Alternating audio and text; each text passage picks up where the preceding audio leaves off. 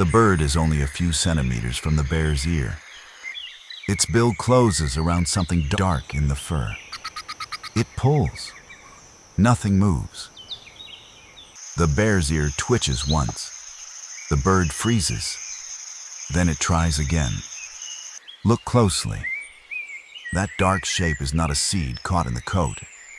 It is a hard tick, swollen after feeding. And this is not the only one.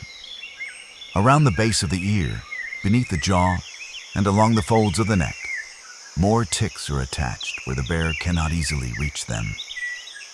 For a sun bear, each parasite is tiny.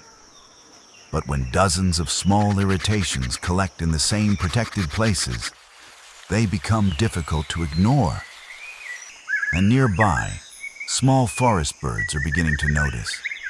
Not the bear itself at first, what the bear leaves behind.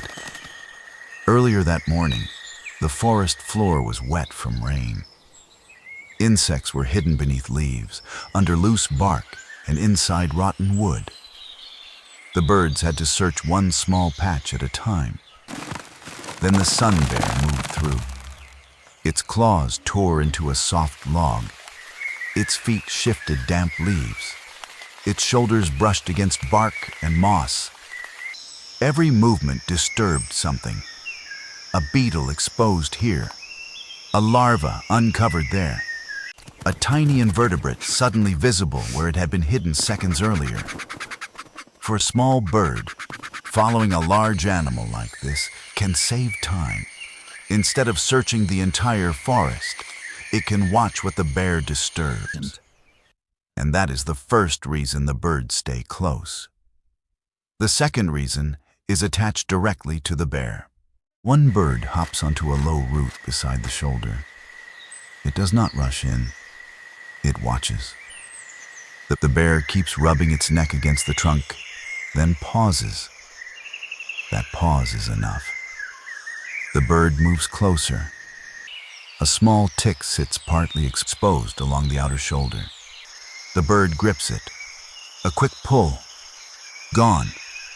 Swallowed almost immediately. That single bite changes the value of the bear.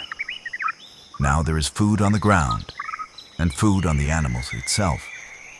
The bird begins searching the outer fur. It avoids the face. It works along the safer edges of the shoulder and lower neck, where exposed ticks are easier to reach. A second bird approaches. For a moment, both remain cautious. The bear is still a bear. Small compared with other bears, yes, but still muscular, heavily clawed, and capable of moving much faster than these birds can afford to ignore. Watch the bird's timing. It feeds when the bear is still. It pauses when the skin twitches. It backs away when the neck shifts. Then, when the bear settles again, it returns. There is no need to imagine a planned partnership here. The birds are simply exploiting a food source that has become temporarily accessible. And the bear, as long as the disturbance stays small, has little reason to react. The easy ticks disappear first. That leaves the difficult ones. Near the base of the ear, inside it a deeper fold, one tick is noticeably larger.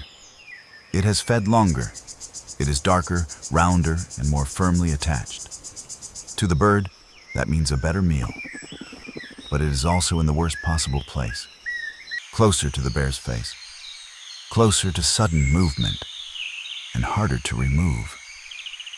Would you risk getting that close for one mouthful? The focal bird does.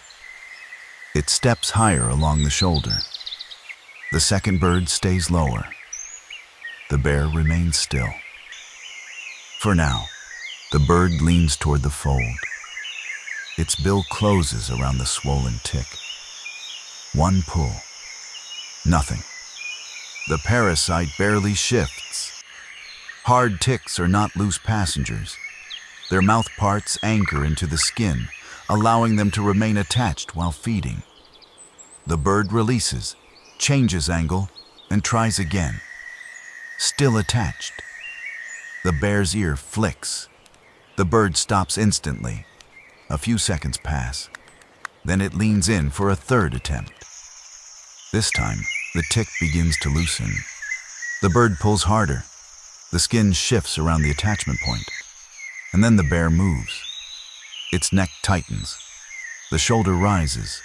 The ear flicks sharply. The bird opens its wings to keep balance. At the same moment, the tick finally comes free.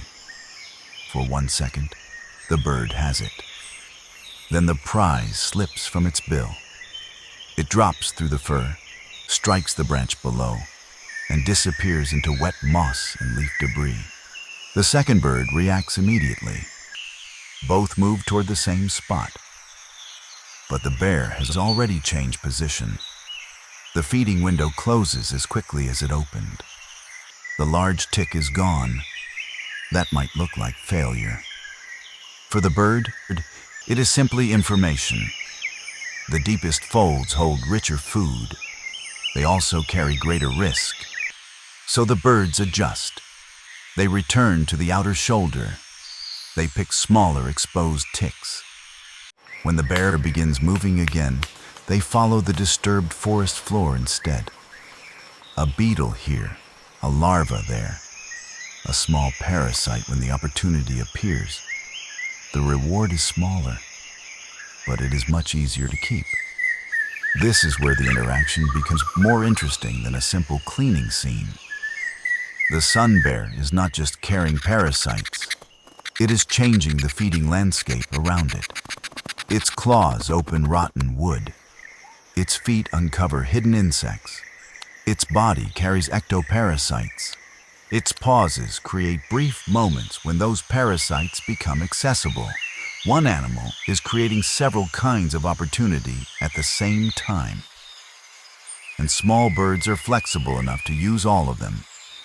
The bear may benefit too. A few removed ticks mean a little less irritation in places that are difficult to scratch. But the effect is limited.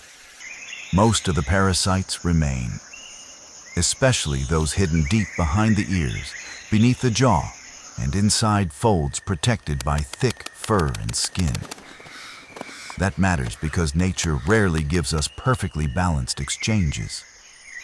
One species may gain more than the other. The benefit can change from one moment to the next. A bird may remove a parasite now, then simply follow the bear for insects a minute later. The relationship is not fixed. It depends on opportunity. And that is the real story here. A sun bear moves through the forest looking for its own food. The birds follow because its movements make their search easier. Sometimes that leads them to insects. Sometimes to ticks. Sometimes the reward is worth the risk. Sometimes it is not. From a distance, it looks like a bird helping a bear. Up close, the picture is more complicated. It is a small predator using timing, patience, and observation. A large mammal tolerating minor contact while dealing with an irritation of its own. And a rainforest full of hidden relationships that only become visible when one animal changes the environment for another. The next time you see a bird following a large animal, do not only watch the bird.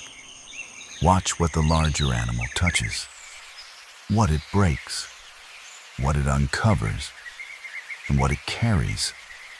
That is often where the real feeding opportunity begins.